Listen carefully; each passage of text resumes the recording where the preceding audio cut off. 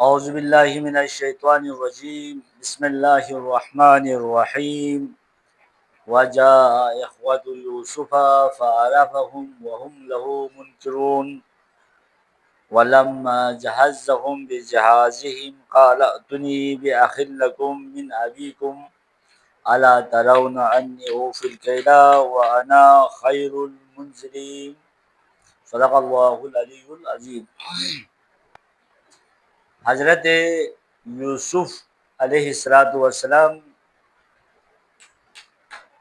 اس وقت جب ان کے بھائی جو بنیامین کو چھوڑ کے باقی 10 بھائی آئے تھے،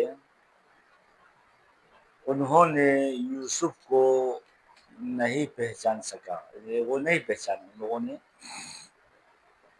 ان کے وہم و گمان میں بھی نہیں تھا جس کو ہم نے کنویں میں پھینکا ہے۔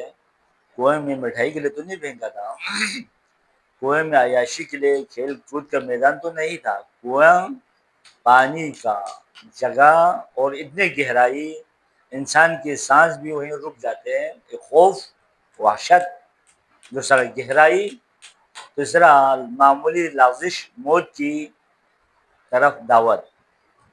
اور بھائیوں کے علاوہ کسی کو بھی پتہ نہیں ہے کہ یوسف کو کہاں چھوڑا، آیا واقعا یوسف بھیڑیے نے کھایا تھا یا بیچ دیا تھا یا کنویں میں پھینکا تھا، کسی کو بھی پتہ نہیں ہے۔ اور اتنے سال انہوں نے چھپا کے رکھا اس حقیقت کو، بس یہی بولتے رہے یوسف بھیڑیے نے کھا لیا۔ بدنام کیا؟ بھیڑیا۔ ہمارے معاشرے میں بھی بھیڑیے کو اچھے نظر سے نہیں دیکھتے۔ ہمارے علاقوں میں بھی اگر کہیں بھی مال مویشی کسی درندے نے مار دیا ہو، چیل پھاڑ دیا ہو تو کہتے ہیں بھیڑیوں نے کھایا ہے، ممکن ہے شیر نے کھایا ہو، ممکن ہے کتوں نے کھایا ہو۔ ہمارے میں 70 کی بات کر رہا ہوں، اتنی کثرت سے کتے ہیں اور چیتا ہے، لیکن سب کہتے ہیں نا ان لوگوں نے کہا بیٹے نے کھایا، شنکو نے کھایا۔ بیچارے شنکو آج بھی بدنام ہے۔ اور اگر کسی گھر میں کوئی بچہ بہت تیز نکلے یا بیٹی بہت تیز ہو تو کہتے ہیں اس کو شنکو، کہاں شنکو نے زخنا، چلنے میں بھی تیز، سونگنے میں بھی تیز، قوت شامہ میں بھی تیز، شنکو، بدنام۔ اور اسی طرح جو حضرت یوسف کو اس نے آ کے گواہی دیا یعقوب کے سامنے بھیڑیے نے، میں نے نہیں کھایا، ہم نے نہیں کھایا، ہمیں کسی نے بھی نہیں کھایا، ہم انبیاء کی گوشت، انبیاء کے خون میں ہم ہاتھ نہیں ڈالتے، لیکن کہہ دیا، کھا لیا اور بدنام ہو گیا۔ عوام نے جلدی اس کو قبول بھی کر لیا۔ اب یہ بات یہ ہے نا، یہ ہے میڈیا کی تاثرات اثر۔ میڈیا اصلاح کے لیے ہونا چاہیے، میڈیا امن و آشتی کے لیے ہونا چاہیے، میڈیا دین کی قوت کے لیے ہونا چاہیے، میڈیا مظلومین کی آواز کو بلند کرنے کے لیے ہونا چاہیے، میڈیا کرپشن، لوٹ مار، فراڈ کو اجاگر کرنے کے لیے ہونا چاہیے، میڈیا معاشرے سے جہالت، اغرا پروری، قوم پرستی سے نکلنے کے لیے ہونا چاہیے، میڈیا عفت و زینت و حیا کی قوت کو تقویت کے لیے ہونا چاہیے۔ آج کل ایک دو چھوڑ کے میڈیا اس کی خلاف سب میں حرکت ہے۔ تو ایک بدنام ہو گیا یہ بھیڑیے، دوسرا ہمارے معاشرے میں جو بدنام ہے، جو بنولو ہیں کہ انہوں نے بہت بڑی کام کیا، بہت بڑی کام کیا۔ حضرت سلیمان نبی کے دربار میں ہدہد کا پیغام، ایک پرندہ ہے ہدہد،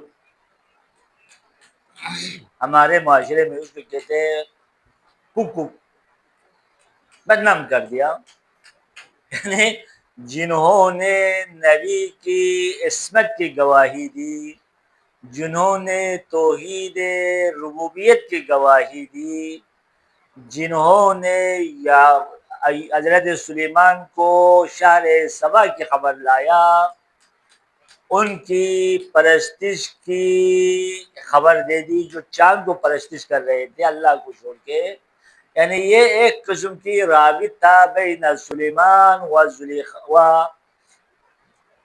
بلقیس، اور یہ حضرت سلیمان کی طرف سے شادی کا پیغام لانے کا سبب بھی یہ بنا۔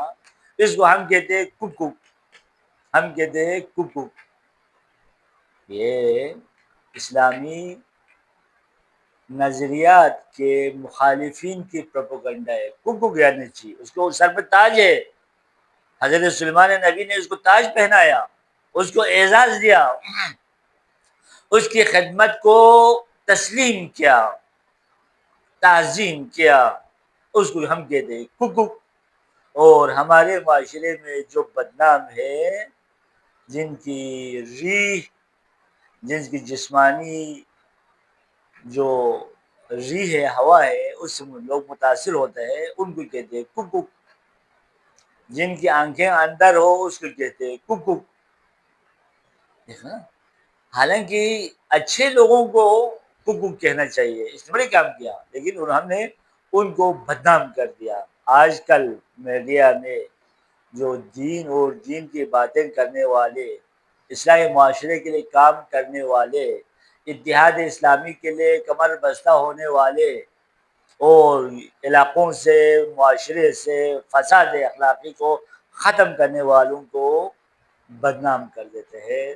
تو وجہ اخوات یوسف، یوسف کے بھائی آئے، عرفہم، یوسف نے فوراً پہچان لیا، ان لوگوں نے نہیں پہچانا۔ صاحب تفسیر بحر المحبہ و اسرار المودہ شیخ احمد غزالی رحمۃ اللہ علیہ فرماتے ہیں، جب وہ لوگ پہنچے، ان کو مہمانی کیا گیا، یعنی ان کے لیے خصوصی مہمانی کا بندوبست ہوا یوسف کی طرف سے۔ ان کو پتہ نہیں ہے یہ یوسف کون ہے، کیونکہ اس وقت یوسف اس کا نام تھا، جوان آدمی تھا، مختلف لباس میں وہ آتے تھے، اور اس کے ایک حکم پہ پورا مصر ہلتا تھا۔ ان کے وہم و گمان میں بھی نہیں تھا کہ یہ ہمارے جو مارنے کے لیے کوئے میں پھینکا وہ یوسف ہے۔ اور یوسف نے بھی ان کی لحاظ داری کیا۔ اگر یوسف نبی فرماتے میں یوسف ہوں تو یہ لوگ ڈر کے مر جاتے، ہارٹ اٹیک ہو جاتے۔ ان کی کرتوت، ان کی کردار، ان کی زشت حرکت ابھی بھی ان کے پاس ہے، محفوظ ہے خاطرات، یوسف کو بھی پتہ ہے۔ لیکن یوسف عظیم ہے، یوسف کریم ہے، کریم ابن کریم، حلیم ابن حلیم، عظیم ابن عظیم، رحیم ابن رحیم، سلسلہ نبوت کا وارث ہے، سلسلہ امامت کا وارث ہے۔ ہم جیسے چھوٹے سطح کے، چھوٹے فکر کے لوگ نہیں ہے۔ ہم اپنے مخالفین کو دیوار سے لگا دیتے ہیں، چاہے مذہبی مخالف ہو، چاہے سیاسی مخالف ہو، چاہے کاروباری مخالف ہو، اس کو راستے سے ہٹا دیتے ہیں، اس کی شخصیت کشی کے لیے ایک بہت بڑی ٹیم تشکیل دیتے ہیں۔ لیکن یہ کریم ابن کریم ہے۔ احمد غزالی فرماتے ہیں حضرت یوسف بہت رویا، بھائیوں کو دیکھا، پھر اپنے مخصوص کمرے میں جا کے بہت رویا، بہت۔ کیوں رویا؟ دو وجہ۔ ایک وجہ ان پر ترحم ہوتے ہوئے، ان لوگوں نے جو میرے ساتھ کیا ہے، جو گناہ میں یہ لوگ مرتکب ہوئے ہیں، رب کریم کی درگاہ میں یہ کل کیسے جائیں گے؟ دیکھو، تعظیما لامر اللہ و شفقتا علی خلق اللہ، کل کیسے جائیں گے؟ قیامت کے حساب کیسے دیں گے یہ لوگ؟ اس لیے وہ ڈرا۔ قرآن کہتے فَعَلَّكَ بَاخِعٌ نَفْسَكَ أَن لَّمْ يُؤْمِنُوا بِهَٰذَا الْحَدِيثِ أَسَفًا۔ پیغمبر کی بھی یہ زیرت تھا، جب آپ کی بات کو نہیں مانتے تھے تو آپ روتے تھے، درد تھا، احساس تھا، ترحم تھا۔ آج مبلغین میں بھی وہ ترحم نہیں ہے، سیاسی ورکروں میں بھی وہ ترحم نہیں ہے۔ دوسری وجہ رونے کی، کنعان کی فقر و کشی کی واقعہ سن کر کنعان میں کیا گزر رہا ہے اس وقت، یعنی یوسف کے دل مصر کی بادشاہ ہونے کے باوجود، سپر پاور ہونے کے باوجود اب بھی تڑپتا ہے، دھڑکتا ہے کنعان کے لیے، بابا کے لیے، بھائیوں کے لیے، بہنوں کے لیے، قوم قبیلے کے لیے، دوستوں کے لیے۔ اتنے سال تو رویا یعقوب اور اس کے بابا یعقوب باقی قوم کی مشکلات کو دیکھ کر۔ فلما جہزہم، اب مہمانی ختم، رخت سفر کا بندوبست، باقیوں کے لیے گودام تھا وہیں سے دیتے تھے، یعقوب نے ان کے لیے خصوصی بندوبست کیا، بابا کے لیے، جو بابا ہے، جو نبی ہے، جو خلیفہ رحمان کنعان میں۔ فلما جہزہم بجہازہم، انشاءاللہ کل ہم بیان کریں گے جہازہم سے کیا مراد ہے، بجہازہم سے کیا مراد ہے۔ اللہم صلی علی محمد وعلی